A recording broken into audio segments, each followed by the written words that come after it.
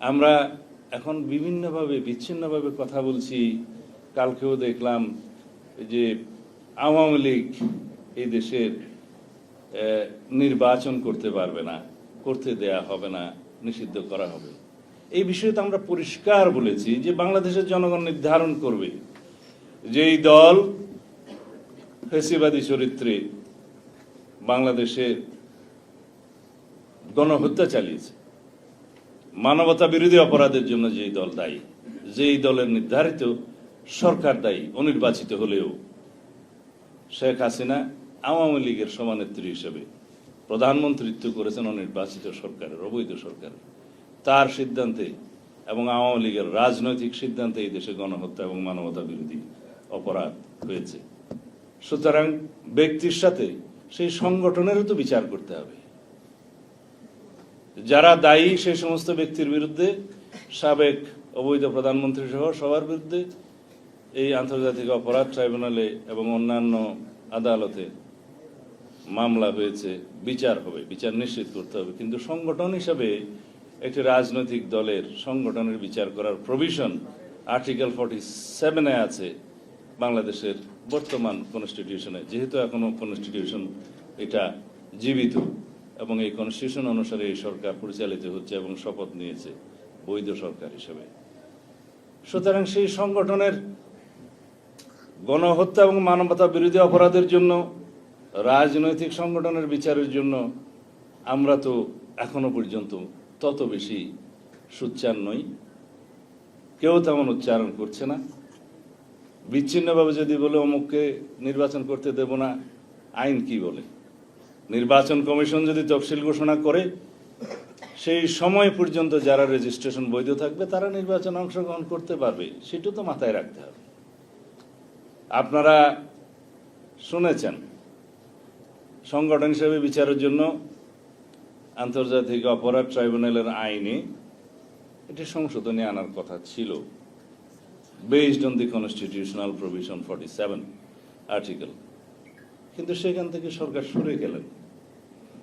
এখন যদি সরকারেরই অংশ হিসেবে কোনো উপদেষ্টা যদি বলেন যে আমরা আওয়ামী লীগকে বিচার চাই, তো বিচার চাওয়ার জন্য তো আপনারা কিছু করলেন না।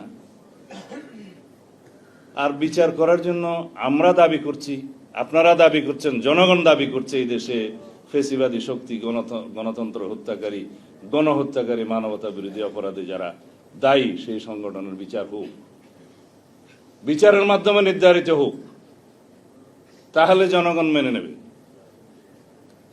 আরেকটি বিষয়, আমরা যখন বলি জনগণ নির্ধারণ করবে,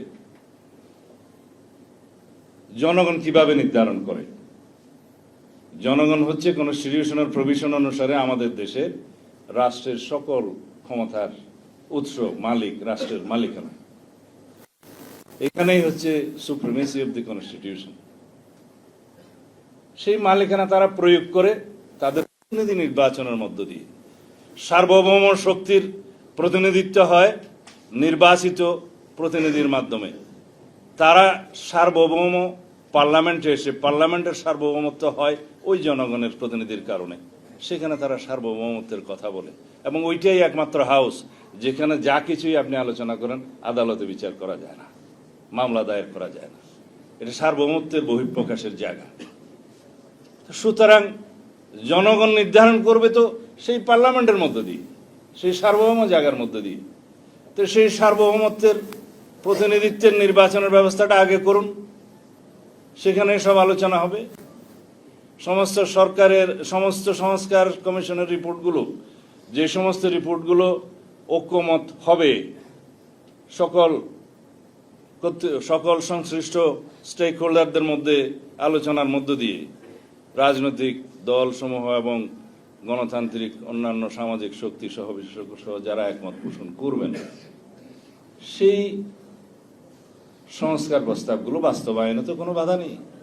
ফ্যাসিবাদ বিরোধী জাতীয় ঐক্য ধরে রেখে সমস্ত সংস্কার প্রস্তাবগুলো আমরা আলোচনা করব। আমরা কিছু জায়গায় দ্বিমত হব এবং আমি বিশ্বাস করি অধিকাংশ জায়গায় আমরা একমত হব এবং সেগুলো আমরা দ্রুত বাস্তবায়নের জন্য অগ্রাধিকার নির্ধারণ করি। কিছু সংস্কার আমাদেরকে বাস্তবায়নের জন্য দীর্ঘমেয়াদে পরিকল্পনা করতে হবে, কিছু মধ্যমেয়াদে পরিকল্পনা করতে হবে, কিন্তু জাতীয় সংসদ নির্বাচনের জন্য স্বল্প মেয়াদী জরুরি অগ্রাধিকার ভিত্তিক সংস্কারগুলো আমরা নির্ধারণ করে তারপরে আমরা একটা সঠিক সময়ে নির্বাচনে যাই, যে নির্বাচনের সময়টা আমরা আমাদের দলের পক্ষ থেকে বলেছি জুলাই আগস্ট হচ্ছে একটি যৌক্তিক সময়। এবং আমি এটা সবাই এটা আবেগ থেকে বলেছি যে 5ই আগস্ট হতে পারে আপনাদের সেই উপযুক্ত সময়। এই সময়ের ভিতরে নির্বাচন হলে কারো কারো রাজনৈতিক দল গঠন করে নির্বাচনে অংশগ্রহণ করা হয়তো একটু কষ্টকর হতে পারে, আমরা জানি, কিন্তু রাজনৈতিক দল গঠন করার জন্য রাজনৈতিক প্রক্রিয়ার মধ্য দিয়ে জনগণের সামনে আবির্ভূত হওয়া উত্তম। স্বাভাবিক রাজনৈতিক প্রক্রিয়ার মধ্য দিয়ে একটি গণতান্ত্রিক রাজনৈতিক দলের যদি আত্মপ্রকাশ হয়, এটা আমরাও স্বাগত জানাবো, জনগণও স্বাগত জানাবে। আসুক, এখন নির্বাচিত হওয়ার জন্য যদি বিভিন্ন কৌশলে সরকারের সমস্ত শক্তিকে প্রয়োগ করতে হয়, সেটা ফেসিবাদকে আবার দোষারোপ করে কি লাভ হবে? তাহলে আমরা যদি অতীতের ইতিহাসকে অনুসরণ করি তাহলে আমরা সামনের দিকে কিভাবে এগিয়ে যাব? আমি ছাত্রনেতাদের আবেগকে সম্মান করি, তাদের আকাঙ্ক্ষাকেও সম্মান করি, তাদের রাজনৈতিক দল গঠনের এই প্রয়াসকে স্বাগতম জানাই, কিন্তু এই বিষয়গুলো যেগুলো আলোচনা করলাম এগুলো বিবেচনায় নিতে হবে। আমরা সামনের দিকে এগিয়ে যেতে চাই অতি অবশ্যই ঐক্যকে ধরে রেখে।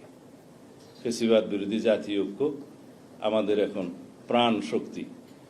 এই জাতির, এই দেশের সামনে এগিয়ে যাওয়ার একমাত্র প্রাণ শক্তি হচ্ছে ফেসিবাদ বিরোধী জাতীয় ঐক্য।